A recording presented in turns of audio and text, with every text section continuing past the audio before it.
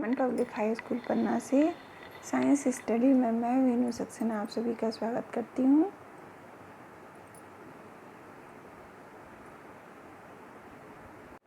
बच्चों, जैसा कि आप सभी जानते हैं, कोविड के कारण इस वर्ष भी कक्षाएं नहीं लग पा रही हैं, इसलिए ऑनलाइन पढ़ाई शुरू करी जा रही है।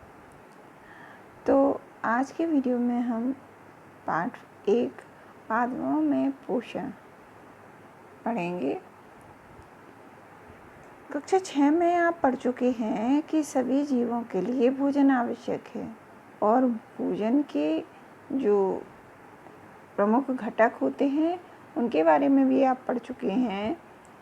भोजन के प्रमुख घटक कौन कौन से हैं? कार्बोहाइड्रेट, प्रोटीन, वसा, विटामिन एवं खनिज लवण।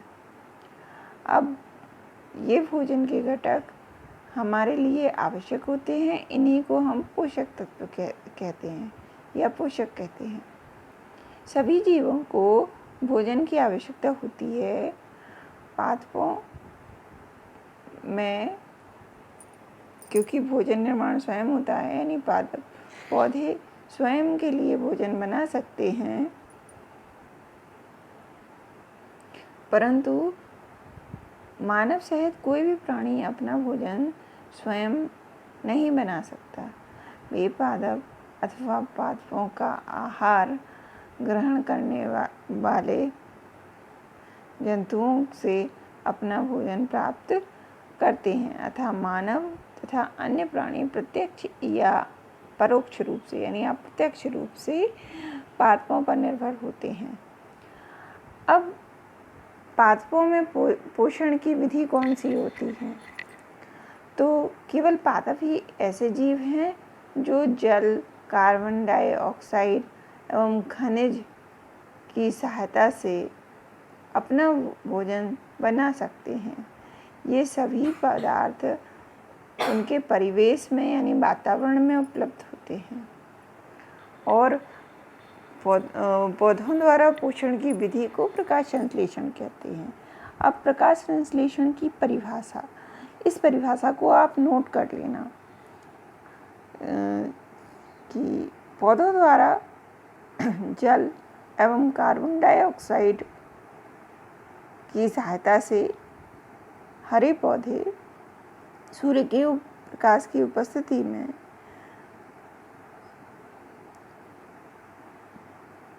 अपने भोजन का निर्माण करते हैं। इस भोजन निर्माण की क्रिया को प्रकाश संश्लेषण कहते हैं।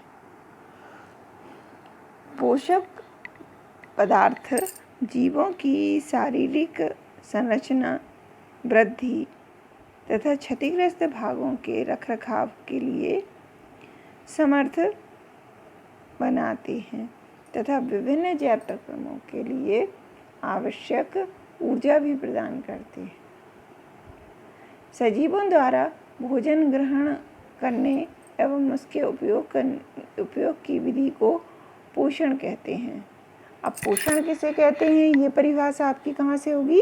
ये परिभाषा आपको नोट करनी होगी कि पोषण किसे कहते हैं। तो सजीवों द्वारा भोजन ग्रहण करने एवं इसके उपयोग की विधि को पोषण कहते हैं। पोषण की वह विधि जिसमें जीव अपना भोजन स्वयं संश्लेषित करते हैं स्वपोषण कहलाती है। तो यहाँ पर पोषण किसे कहते हैं की परिभाषा मैंने आपको बताई और स्वपोषण किसे कहते हैं ये भी बताई। स्वपोषण की परिभाषा भी एक बार फिर रिपीट करती हूँ।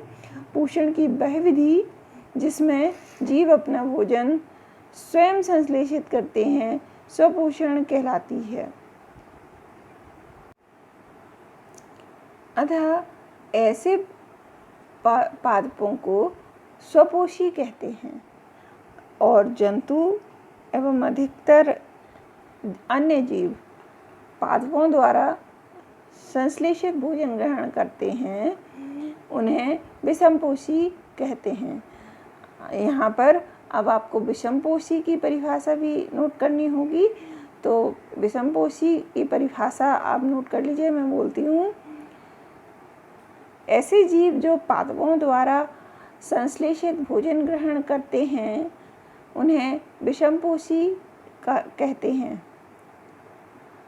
आगे अब देखते हैं, अब हम पूछ सकते हैं कि पादपों की खाद्य फैक्ट्रियाँ कहाँ स्थित होती हैं या कहाँ स्थित है?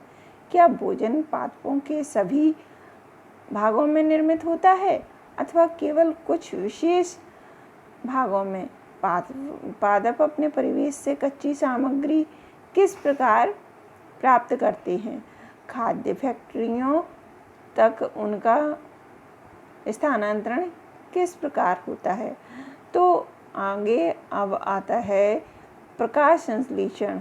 पादपों में खाद्य संश्लेषण का प्रक्रम प्रकाश संश्लेषण कहलाता है। प्रकाश संश्लेषण की परिभाषा मैंने आपको पहले ही नोट करने को कहा था।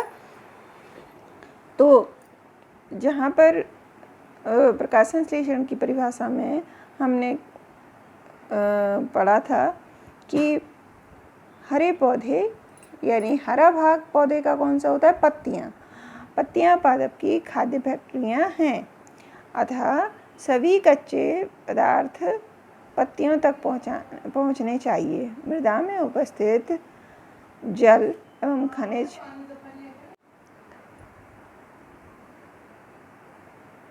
तथा तने के माध्यम से पत्तियों तक पहुँचाए जाते हैं। पत्तियों की सतह पर उपस्थित सूक्ष्म रंध्रों द्वारा वायु में उपस्थित कार्बन डाइऑक्साइड प्रवेश करती है। तो इस प्रकार पौधे की पत्तियों तक जल, खनिज लवण और कार्बन डाइऑक्साइड पहुँच जाती है, जहाँ पर प्रकाश संश्लेषण की क्रिया संपन्न होती है। तो आज के वीडियो में बस इतना ही। अगले वीडियो में हम आगे का पार्ट समझेंगे।